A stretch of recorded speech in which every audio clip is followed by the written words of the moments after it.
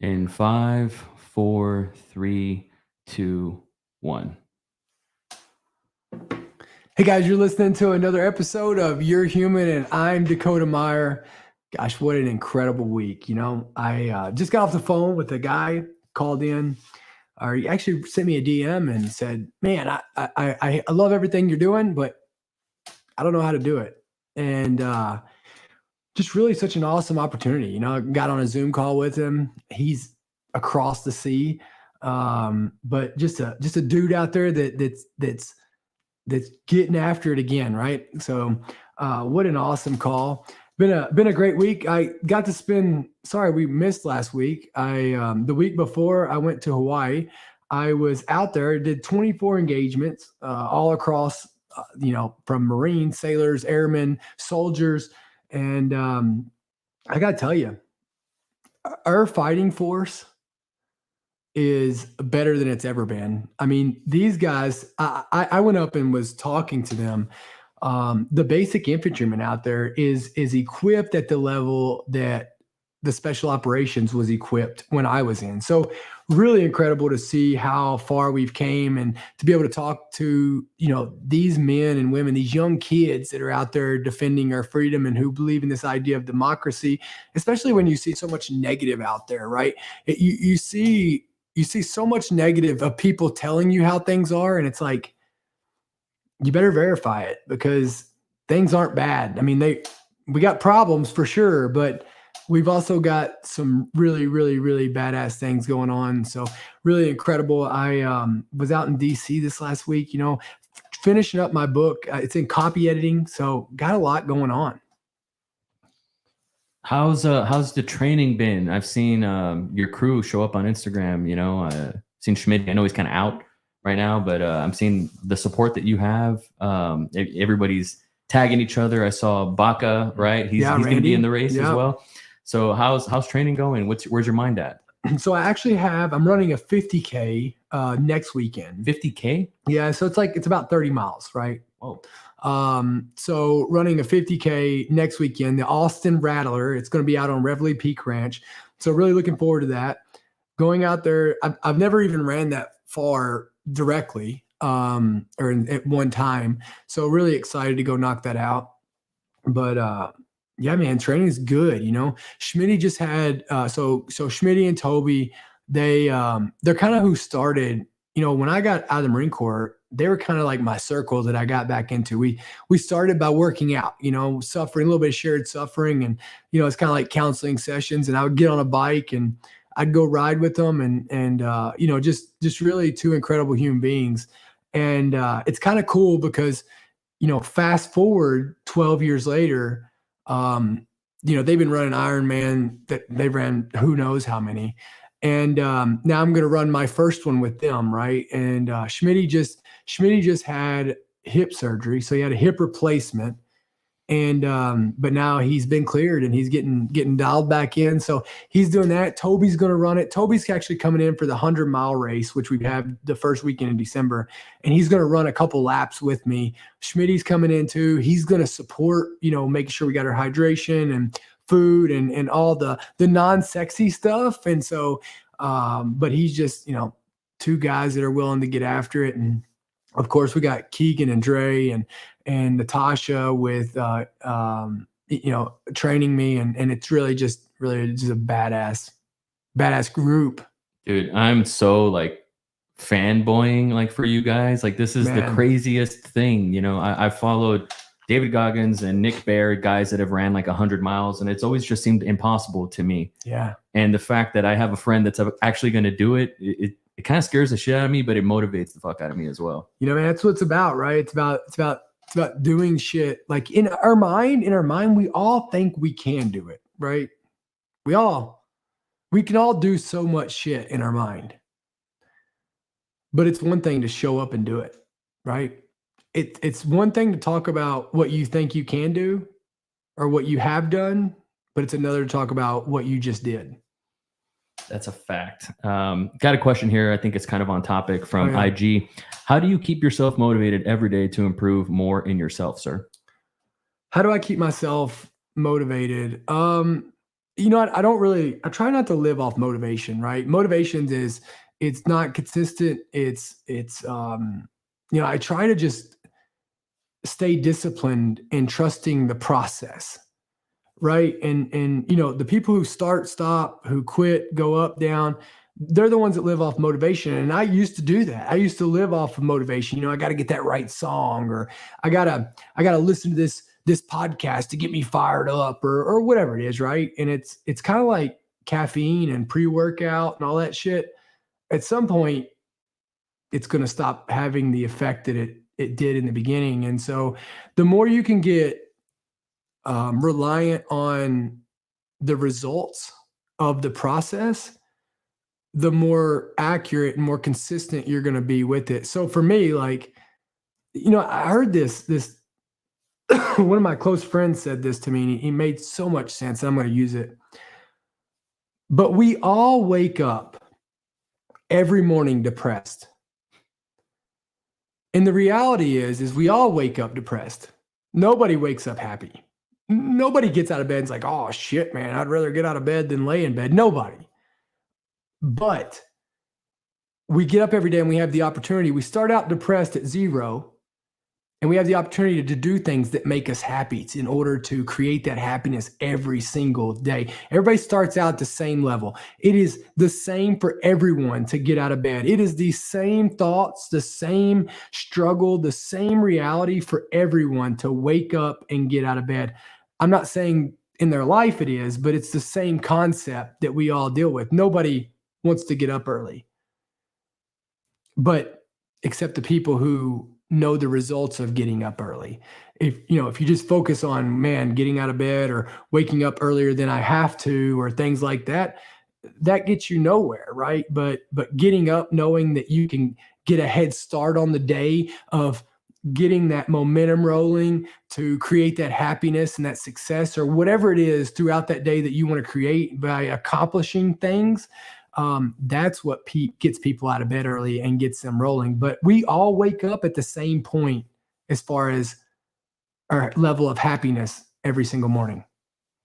It's a blank canvas every single day. It's a blank canvas every day. Shout out to everyone who's checking us out on Facebook and YouTube. How you guys doing? Got a question from Craig on YouTube. Do you know Chad Wright? I don't. I've been trying to get in touch with Chad Wright for months. I don't know if he doesn't like me or he just doesn't check his Instagram. I don't know. I don't have any access to him. I don't have any contacts with him. I love the guy. I love what he stands for. I love his stoicism. I love what that guy does. Right. I mean, I love what he stands for. Right. And, yeah, but no, I don't know him.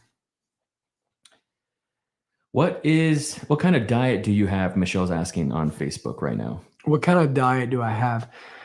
Listen, like, the cool part about training for these, when you're running some days like this week, my long run is 3 hours and 45 minutes.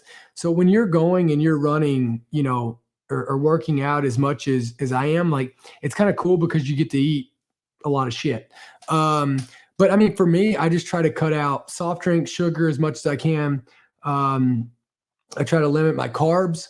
And I try to my focus is getting protein in. And the simplest way to do it is looking at what you're eating and saying, hey, is this good for me or bad for me? Is this helping me achieve my goal, or is this taking me further away from my goal? Right.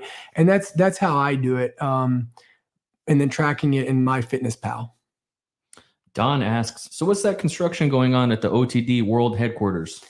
Yeah. So I put in, I know I talk about my book a lot, but probably in 30 days, I'm going to be launching a new hydration product. So really excited about that. We got 3 flavors coming out, and really, really excited to launch that. But it's going to be my shipping station, my shipping area for the Dash Hydrate product. Makes me a little nostalgic for the Flip Side era. I'm not going to lie. Love it. Got a question from IG. Best way to separate myself as a pro B firefighter and be indispensable? Get up and look, work, right? Being hungry for that knowledge, for that work.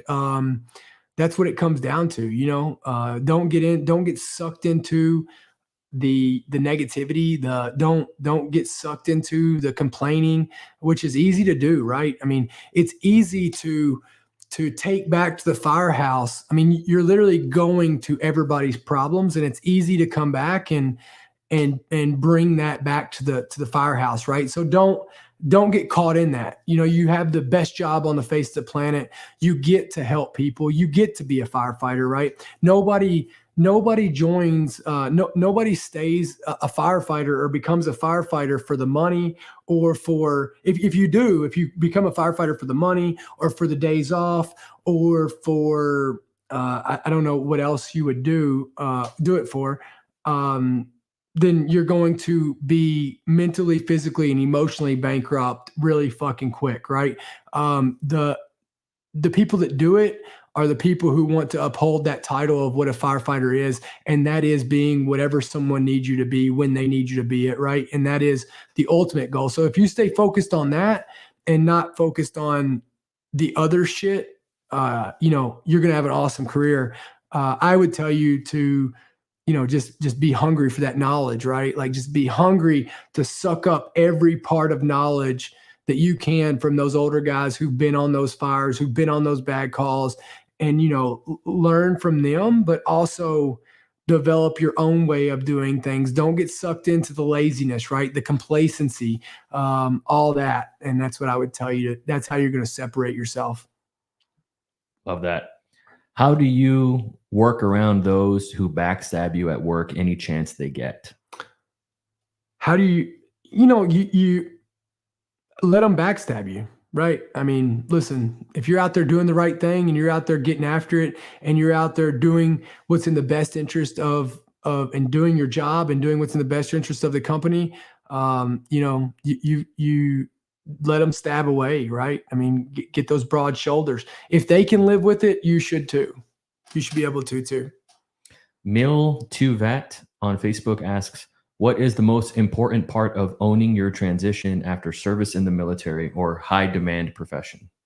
Yeah, I mean, look, knowing to own your transition. Look, a lot of my generation, when they took the uniform off, they stopped serving. And what I would tell you is,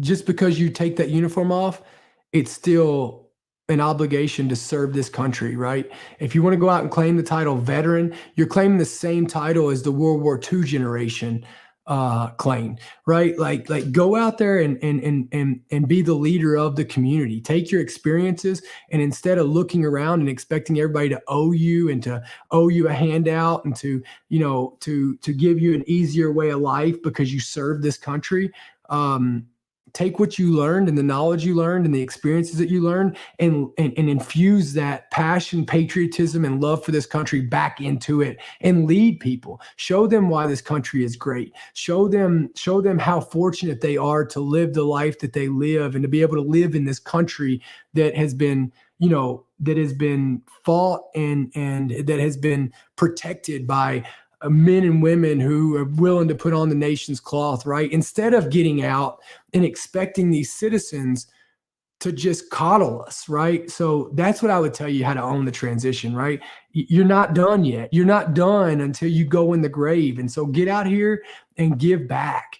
Go out there and lead. Don't fall into this vet victim mentality that so many have fell into, right? It's kind of like this bullshit that my generation is ultimately going to be remembered as the 22 veterans a day. Like, we killed ourselves more than the enemy killed us. It is so fucked up, but we got to change it. We got to fucking change it. And the only way we change it is by getting out and still serving the community, not putting our sword down, getting out and doing the right thing and going to do good. That's the only way we can do it. Whew, man, I love that answer. Bridget says on Facebook, just want to say thank you to Dakota for having this podcast, but also a few times you talked to my husband, Richard, on here because it literally made the bad day into a great day. Thank you for everything that you do. Yeah. And thank you for everything you do for our veterans. John, yeah, Bridget, we love you. John says on Facebook, I was thinking that you should be the next person to present the UFC bad motherfucker belt.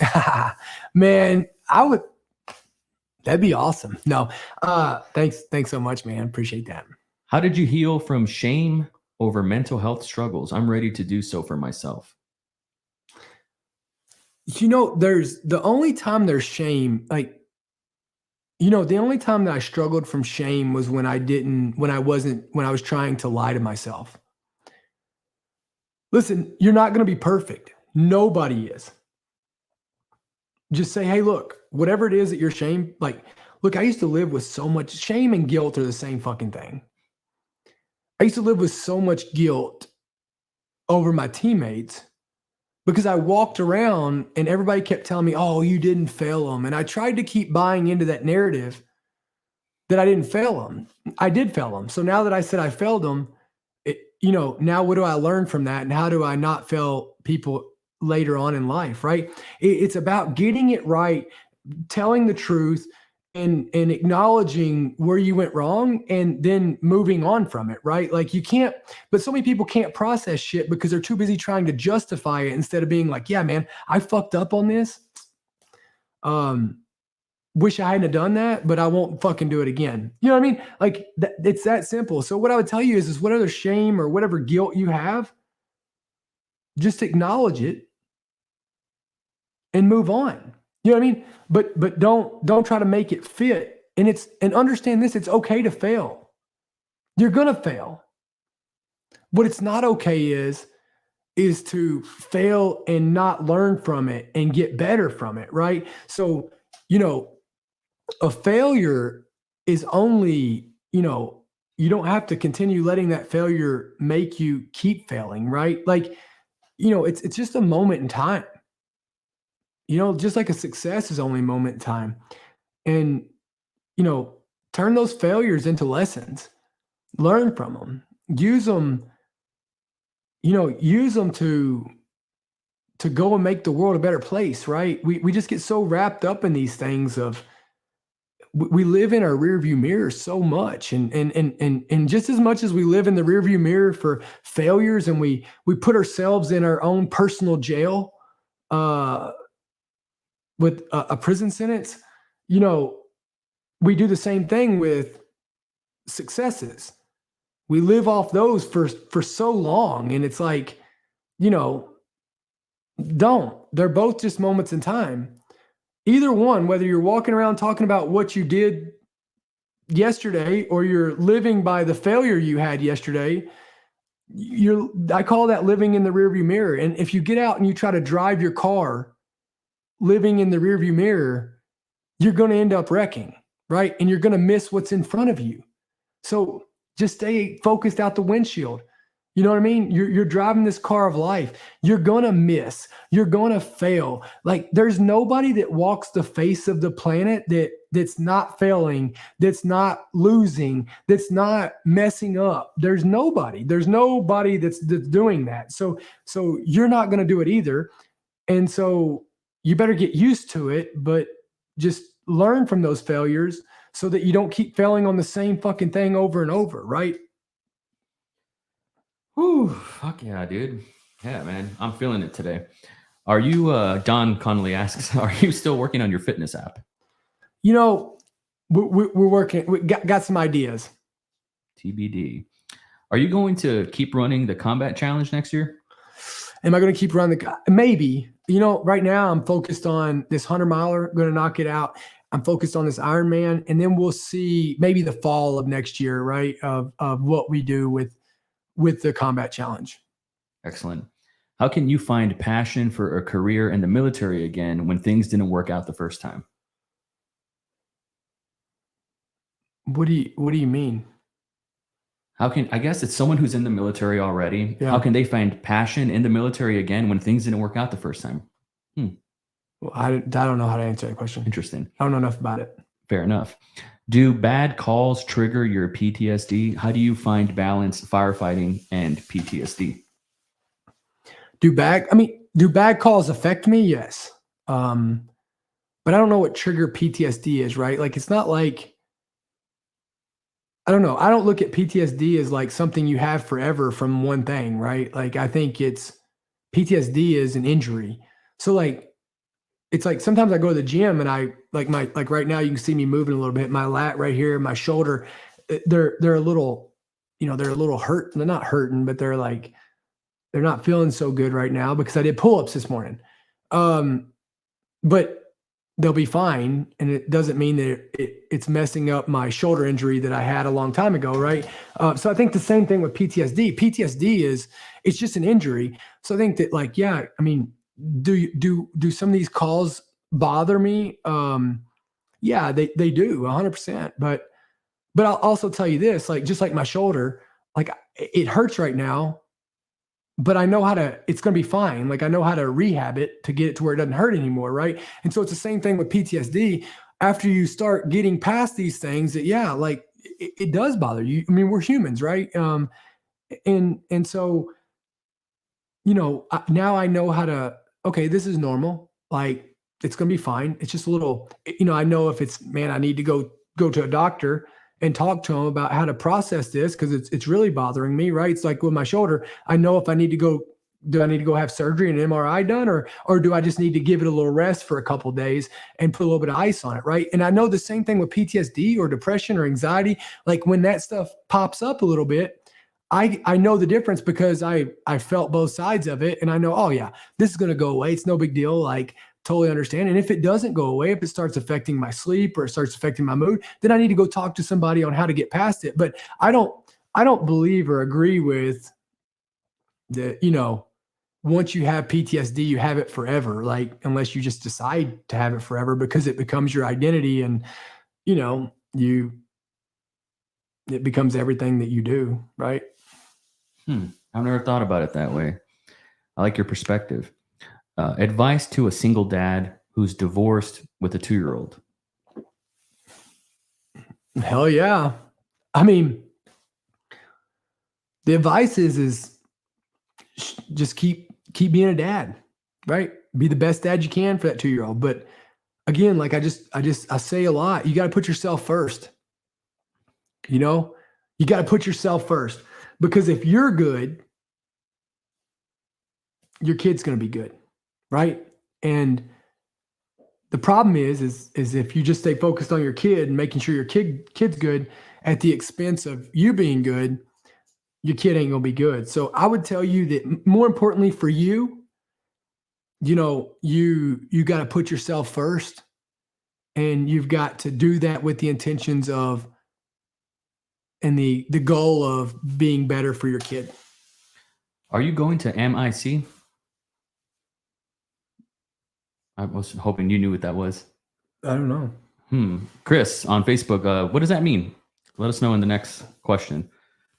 Where's the line with negative self-talk and truthful self-reflection on your current actions? Negative self-talk and truthful self-reflection. Self-reflections. Like, I guess if you're working out and you're like, oh, I'm a bitch. Yeah. Is that negative self-talk or is that truthful self-reflection? I think that's kind of like what they're asking. I mean, look, I think everybody motivates themselves in a different way. But I think that when it starts pulling you down, or you start, it depends on if it's adding value to you or it's at the expense of you.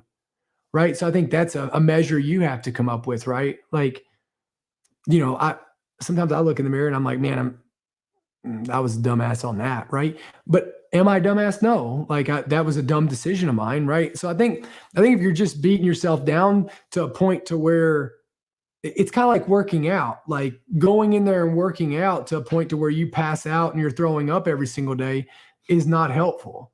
Right. So, I think you have to figure out where that line is, but everything that you should do should help you become a better person, not at the expense of you. Right. And so that's where the line is.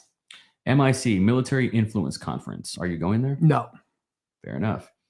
Best way to get over being dumped in a relationship that you thought would last? Those are hard. Those are hard. Everybody's been there. Those are hard. I mean, look, at the end of the day, I don't think anybody, I mean, I don't want to say I don't think anybody, but but majority of people who get in a relationship for the right reasons, they don't go into it with the expectations that it's going to end, right? So I think that's the reality. And so what I would tell you is, let it, tell yourself first, it's okay that it hurts, right? I mean, if it didn't hurt, then it means that you didn't care and you probably didn't put the effort that you should have into it. But at the end of the day, things don't work out, and let them go be happy, and you'll find somebody. You will find somebody that'll make you happy and make you the best version of you. But right now, you should be putting all your time into making yourself the best version for that next person that comes down the road, right? So be putting all that time and information and that focus on yourself again, right? To make yourself better for that next person. I love that. What do you think is the best way to get out of a toxic relationship? End it. End it. I mean, what's the best way? End it. Like, if it's toxic already, it ain't going to get better. Like, these things don't get better. Like, I don't know how many times I have rode these things out, hoping and thinking they were going to get better, right? They don't get better. So end it. End it. Just do it. And there's never going to be a good time to end it. You know what I mean? If there was a good time to end it, it's already passed because you would have ended it before it got toxic. Want to let everyone on Facebook and YouTube know that we're going to open up the lines for questions in 5 minutes. So feel free to call us at 512-523-5609. Chris on Facebook asks, what was the hardest part of admitting to yourself your mental health was an aspect that you needed to work on? What would you tell others in regards of improving their mental health? Well, the hardest part, what a great question, was the perception. The perception that you're weak, or, it's all in your head, or this or that, right? Which it is in your head. But guess what? The strongest part of you is your mind, right? And so this concept, this old school concept that you're weak if you go get, your mental health fixed, it's kind of dumb, right? It's ignorant. And so I think the perception of what mental health meant was probably what kept me from doing it the longest. And this perception that, like, when I see these guys walking around and, they're the victims, like, mental health doesn't make you the victim. And seeing these guys and walking around who said they had PTSD from war, but they were just walking around blaming the fucking world for their problems. Like, that wasn't me. So if what they had was what they were classifying as PTSD, that wasn't me. I had something else. Right. And so that was the other hard part too. But what I'll tell you is again, we've got to change the narrative. And it's not, let's make PTS and let's drop the D, or let's go do 22 push-ups, or whatever bullshit some nonprofit is out there trying to push so that they stay relevant in this whole scheme of the world so they can keep making money. It comes down to you being a healthy person. And the only way you can be truly healthy and be good is if you are mentally good and physically good. I say it all the time. You can be physically healthy without being mentally healthy, but you cannot be mentally healthy without being physically healthy. And you can't be healthy without being mentally healthy. So you see how all this works, right? And so what I think it is, you got to have the courage to be like, okay, I need to go learn a little bit more about myself. And look, it's like working out or going on a diet or any of that, right? It's like getting physically healthy. Nobody can do it for you. There's no easy path to losing weight or to getting big and strong and whatever else, whatever it is you want to do, to go run 100 miles. There's no easy path to it. And you still have to do it. But the way that you do it is you go to people who can educate you and teach you on how to do it, right? Just like going to a doctor. A doctor can do the surgery. If you're for a broken leg, they can put a cast on. They can send you to a physical therapist, and you can even go to a physical therapist, and the physical therapist can show you what to do, but like, you still have to do it, right? And it's the same thing with mental health. For depression, anxiety, PTSD, all those things, you have to go get help to be able to educate yourself on, oh, okay, I'm feeling this way. Oh, these habits are what's hurting me, or this is what's causing this. I really need to process this. You need to go there like a coach to go, get coaching and to be educated on these things. But you still have to do the fucking work. It does no good for you to be like, gosh, my life feels like a wreck, and I'm really unhappy. And then you go home and you're drinking your ass off. You're not doing anything but watching the Real Housewives or the Kardashians. You're looking at negative people talking negative shit on Instagram all day long, and then you wonder why you're miserable, right? Or you're in that relationship that is toxic, that you don't just go ahead and say, hey, look, we need to separate so we can both be healthy people, right? We all know what we need to do and change. It's like just fucking changing it is the hard part, and coming to that reality. But the more we lie and the more we band-aid this and the more we duct tape it up and we try to just band-aid solution it, it's only at the expense of us, and that someday it's going to come to fruition. And so you can either deal with it on your terms or it's going to deal with you on its terms. Big facts. Got Carrie on Facebook asking, am I alone and feeling a little bit consumed by what's going on in the Middle East right now that I'm retired and I'm not part of the proverbial team anymore? You're not alone. You're not alone. She said, been retired since 2011. I'm not a newbie to this, she said. Yeah, you're not alone. You're not alone. But here's what I'll tell you is the next generation's got it. So you need to, it's our time to support them. Nicholas asks, have you had a severe physical injury that required surgery or treatment? And while waiting for treatment, started also causing mental weakness because of that struggle? How'd you overcome that? Yeah, I mean, absolutely. I mean, I think any of those physical injuries, take a toll on your mental health as well, right? I mean, right shoulder surgery. I've had 2 right knee surgeries.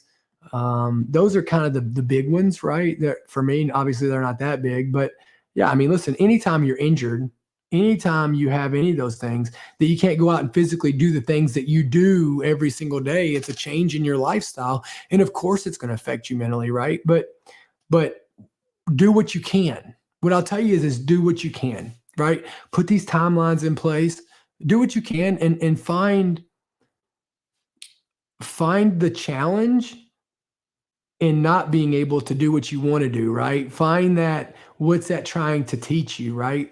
Learn, be better than what you were for the next time. Terrence on Facebook says, really wish we could talk, bro. Hey, this is a call-in show. Feel free to give us a call. We got to do something about what's happening to our Marines. I don't think he agrees with you that we're in good hands with this generation. So feel free to give us a call. Yeah. In the meanwhile, what's the best advice for raising a daughter? This shit is hard. What's hard, right? Do the best you can, right? Your job in raising kids is to help guide them through the obstacles that they face while they're in your hands, right? It's like the ultimate mentor game, because the more you need to train them, empower them with the tools to be able to face these things. Show them, number one, the biggest thing you can do is be an example for them. Number two is then guide them through and help mentor them on how they could have done things better in all these situations that they struggle with, right? But my belief is that I never want my kids to be scared. I never want my kids to, but I am okay with my kids struggling, right? I want them to be challenged. I want them to have to figure out and do hard things while they're under 18 years old, so I can help guide them through that and be like, we missed the mark on this one, but here's how we get on the mark, right? And it's going to be okay, right? It's kind of like bowling with bumpers, right? And I want to be those bumpers until they turn 18, and then the bumper guards are off and it's rolling. I swear I didn't submit this question. How does one stop overthinking? Dang knives. Was that you on your fake profile? How do you stop overthinking?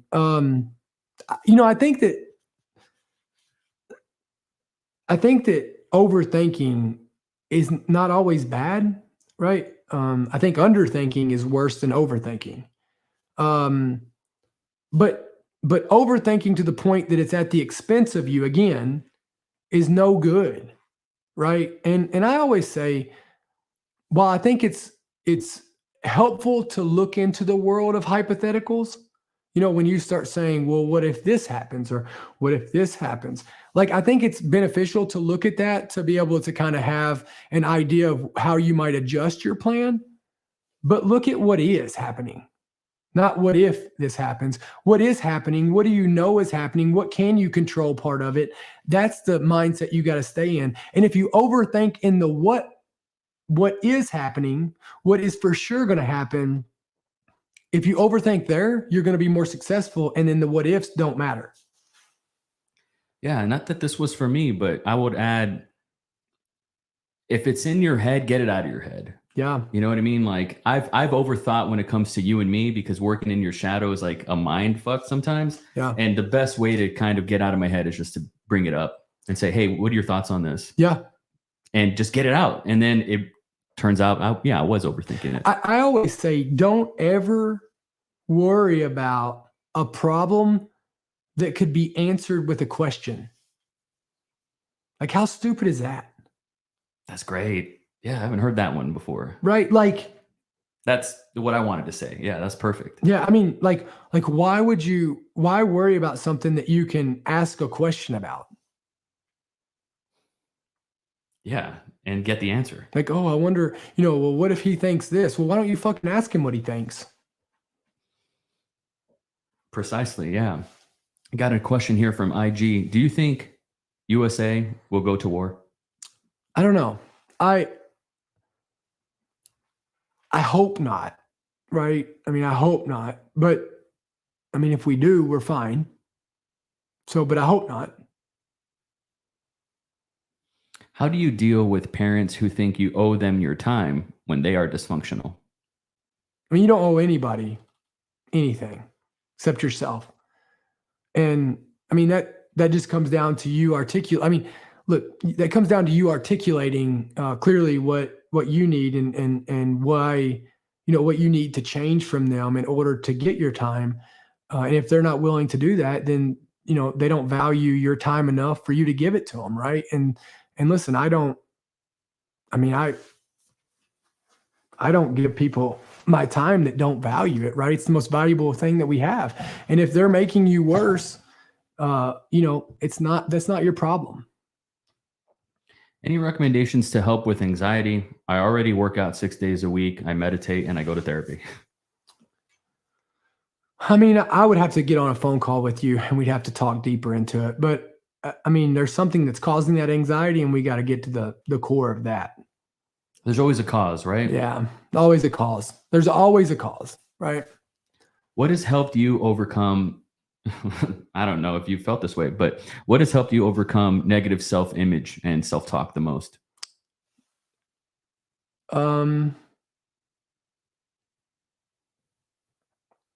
Probably doing things to prove that negativity isn't true, right? Like, I call it pressure testing, right?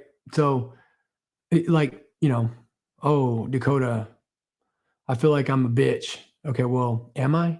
Right? Like, or oh, I'm weak. Well, okay. Well, what do I consider strong? Right? When you start challenging those thoughts that way, then you start getting over those thoughts, right? Like when you just let them run and you just give them power, like stop them. Like, okay, well, am I weak? Because if I am weak, then how do I get stronger, right? But I got to know what I consider strong before I can call myself weak.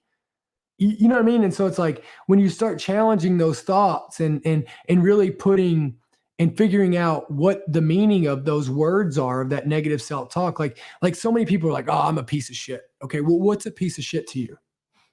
Like, well, what is that? What does that mean? Like, what is a piece of shit? Like, what do you consider a piece of shit, right? And then are you that? And if you are, then how do you change that, right? So, I mean, identifying the problem right there, I mean, it gives you objectives to act upon and you can go and crush it. That piece of shit thing is like a tape that rewinds in my head often. Yeah, but it's so dumb, right? Like, where'd that come from, right? Like, what is a piece of shit to you, right? Like that. I mean, we've had this conversation, and whenever I get you to write out what a piece of shit is, I'm asking you if you're any of those, and you're like, no. So then you're not a piece of shit, right? And so it's like, that's good. That's a good thing to do. People need to do that. Yeah. But people, they just go with it.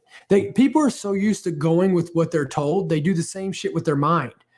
Oh, you deserve to take a day off, or you deserve to sleep in, or, it's all this craziness, right? And it's like, do you control your mind, or does your mind control you? God, man. That's why I love talking to you. Our lines are open. If you want to call in, 512-523-5609. Who is a person or persons that has most shaped you into the human that you are today?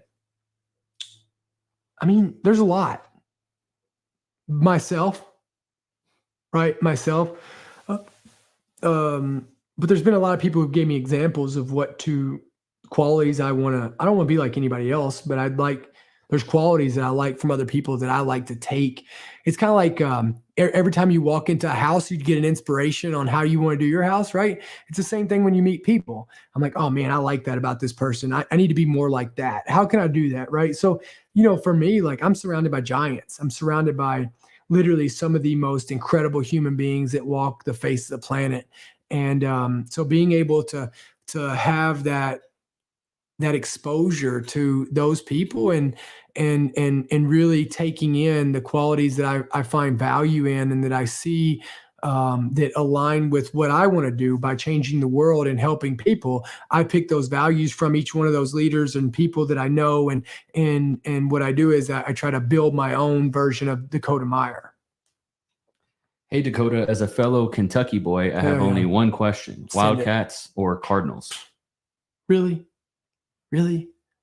Wildcats. This guy asked that a few times, so I just wanted to get to him. Oh, yeah. What drives you to get up every day besides family? Man, that I get to do it, right? Me and you just got done talking about, but statistically, I only get 35 more Christmases. Think about that. Like, what am I going to do with it? I better get busy lying, or I better get busy living, or get busy dying. You know what I mean? Because that's the reality. And so, every day I get to wake up. I mean, I get another chance. I get another shot at the title, right? And so, getting up every day and going out and trying to make the world a better place, trying to leave it better than I found it, right? Trying to help people and trying to help people be the best version of them. And, listen, there's so much good to be done that, that's what it's about. Carrie on Facebook asks, what are you reading right now?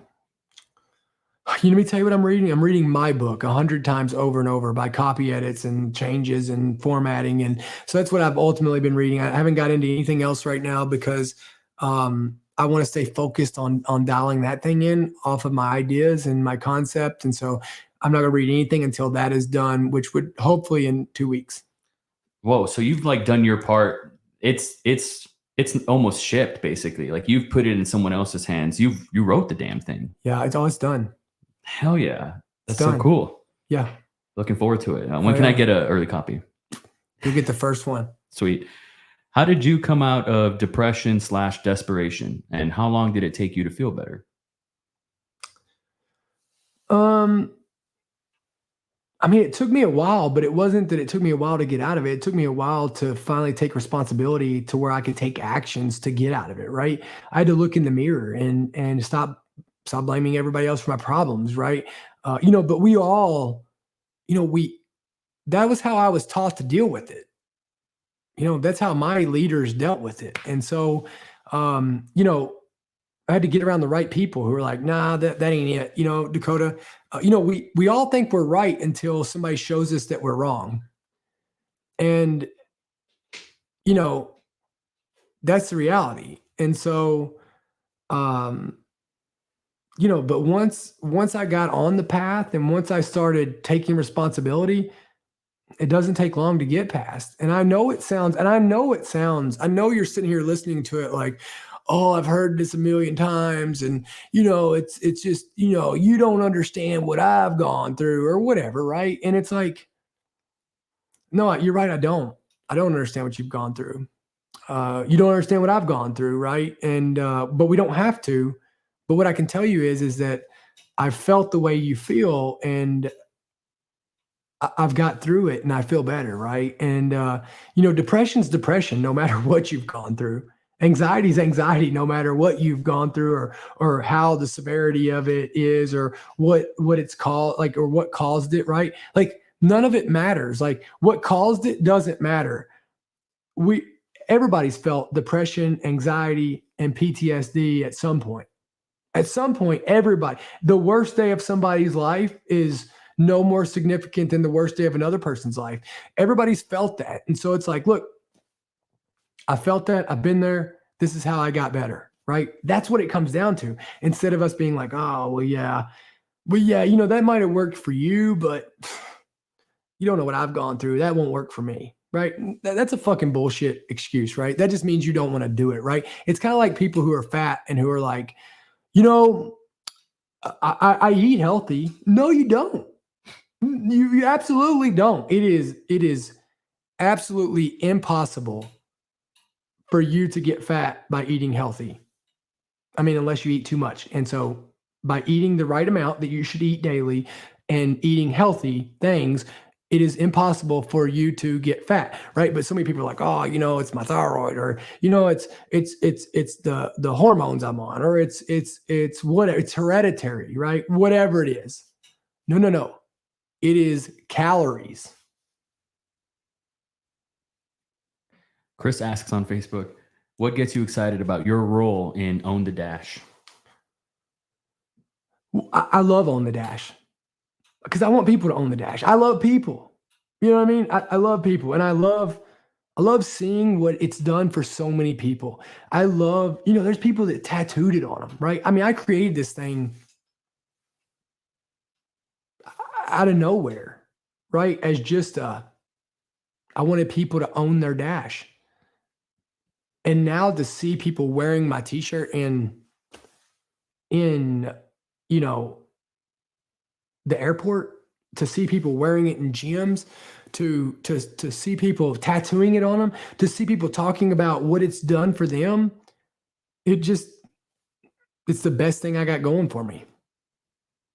I saw a window decal of OTD like a week ago when I was walking in my neighborhood. I was like, who are they? Like, I wanted to get to know them. I was like, they know what's up. Yeah. So it's really cool to see in the wild, for sure. Hell yeah. It's not, it's not a brand about, you got to be this, or you got to fit into this, or you got to fit into this box. It's like, no, you got to just be willing to make yourself better every day, and with the intentions of making the world better. Right. And it's I love it. Love it. So powerful. Advice for a new dad in the first week with a newborn. Ooh, you're in it. You're in it. As hard as it is, and as frustrating as it can be, they're only going to be this young once. And I think sometimes with parents, especially in the beginning, where we fuck up is we don't accept help. So we don't get to enjoy the beginning, right? It's like Survivor. It's like, literally, I bet at your house right now, if you don't have any help, I hope you do, but it's like a game of Survivor right now. And there's so many people that want to help you, right? There's so many people, I'm not saying you, I mean, but majority of the time, we have so many people who are willing and want to have part of raising this child. And it's like, so many times we get caught up in this, well, it's like this rite of passage. The harder we make it, the more we earned it. And it's like, at the expense of being able to cherish some of those early moments that I know I wish I had back, and you're never going to get them back. And so, and I'm not saying that you don't miss those moments for a right reason, but, there is we used to walk to school, but now kids ride buses, and it doesn't mean that school, or that, their degree is any less worthy. Right. So it's like, you know, do it the smart way and to be able to cherish those moments. And if you don't get to, then, just rock on and know that every day is something new, and try to just keep yourself grounded in those moments of that someday you're going to wish you still had these moments, right? And so I think about it now, like, my girls, I look at pictures of them when they were younger, and I wish that they still looked at me the way that they did. They can still sit in my chair, and but they can't. They're growing up, and so the only thing I kind of regret is that sometimes I didn't truly soak up those moments as much as I could have. But you know, I did the best I could, just like you will. I heard on the radio this jingle. It was an ad for Blue Bell ice cream. Yeah. Have you heard this? No. And their tagline is "The good old days are being made right now." Oh, And I was like, it's just ice cream, but that is a damn good tagline. that is. And so I would tell you, even though your girls are not babies anymore, but like, Yep. you're going to feel this way about them 5 years from now. 100%. 100%. The good old days are being made right now. That's a good one. That's a good one. I like that. Bren on Facebook asks, in the same vein, what would be your best advice that you would give your kids if you could visit them in the future? I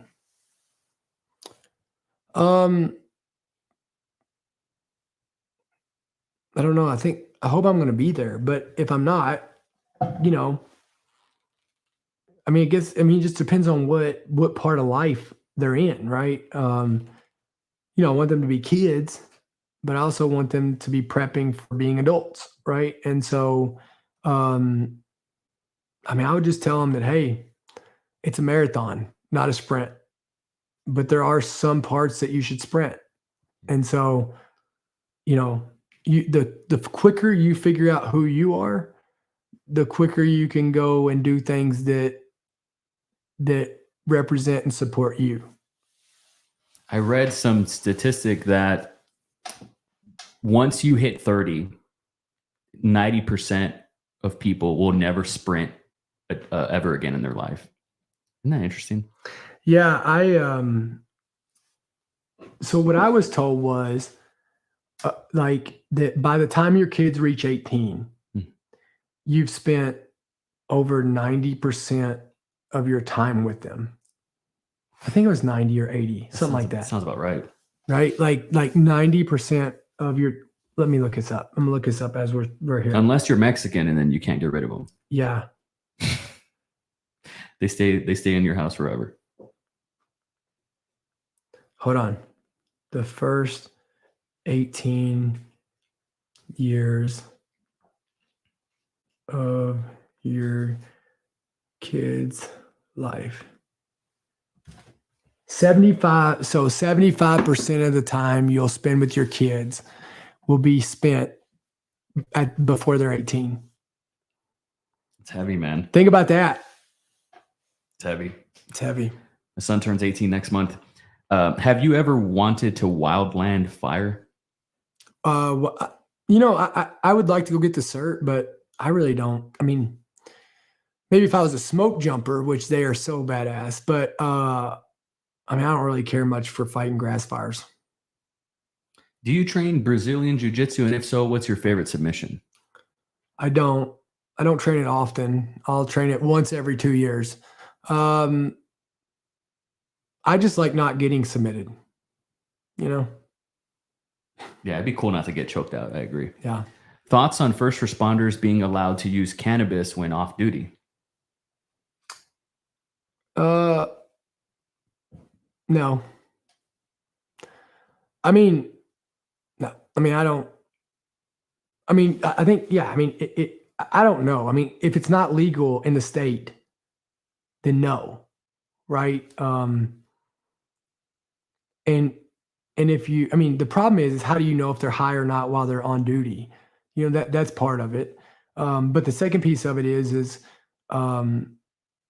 look, I don't think that anybody should be a first responder if they're having to take medication in order to go to sleep, or if they're having to take medication to supplement anything for their mental health. That's my opinion. Alcohol included. Really? Yep. So it's different if you're a first responder. Different standard. What do you mean?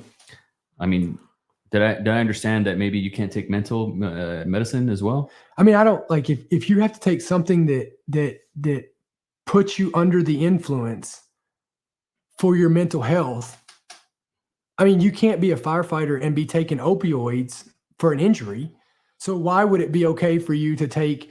I don't think you should be doing anything to serve other people, especially in that capacity, when the standards are that high and you could get other people on your team killed. I don't think you should be able to take anything that puts you under the influence that's prescribed for your mental health. Well, when you put it that way, it sounds completely reasonable. I mean, Yeah. right? Yeah.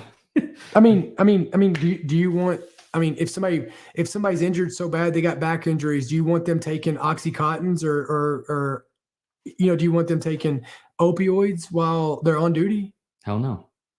Exactly. Yeah. That makes total sense. What do you imagine yourself doing 10 years from now? Same thing I'm doing, changing the world, one person at a time. I knew that was going to be your answer. How do you deal with someone who is in a position of power who wants you to fail? I mean, people want me to fail all the time, right? I mean, probably a third of the people watching this want me to fail. Just because somebody wants you to fail doesn't mean they can make you fail, right? So don't fail.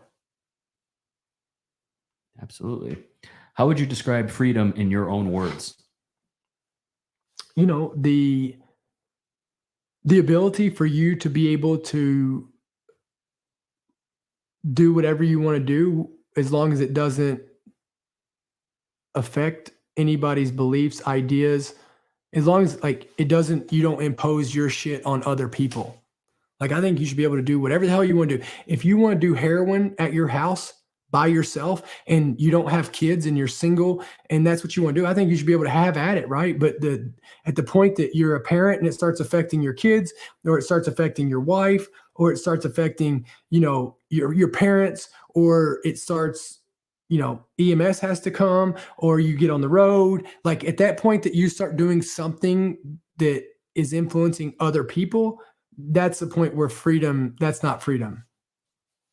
Everyone in the chat's like, I don't want you to fail. So I love them. I appreciate you guys. They're awesome. What's your number one goal for the next 6 months? To just keep building, right? Like, I love this podcast. We're on episode 29. So to keep building the podcast, get my book out, get my hydration product out, and really just keep building and motivating and reminding people and inspiring people of how great they are. That's what the next 6 months is about.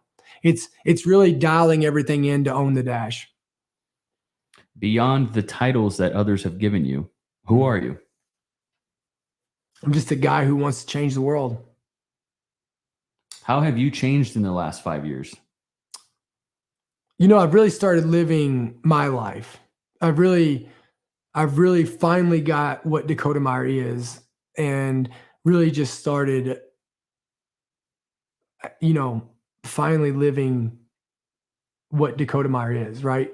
And I think the good part is now is like, once you figure out who you are, like, I wake up every day and I had much rather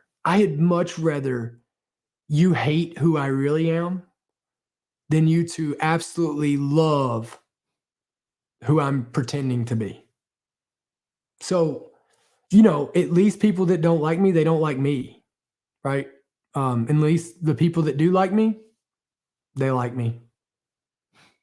I love that. I got to remember that. How do you spend the majority of your free time? I don't know what exercising, training, working, right? Like, that's free time. You know what I mean? With my kids, with Lauren, podcasting with you guys, whatever I can. Zach on Facebook says, just recommended your book to some soldiers I'm contracting for yesterday. Now you live in my feed. Haha. Semper Fi, brother. It's always good to see that you're doing well. Hell yeah. That's badass. What are your top 3 priorities? You know, number one, changing the world, right? So everything evolves around that. But, you know, my kids, my family, and my community, right? So me, my kids, my family, my community. What is the nicest thing someone's ever done for you?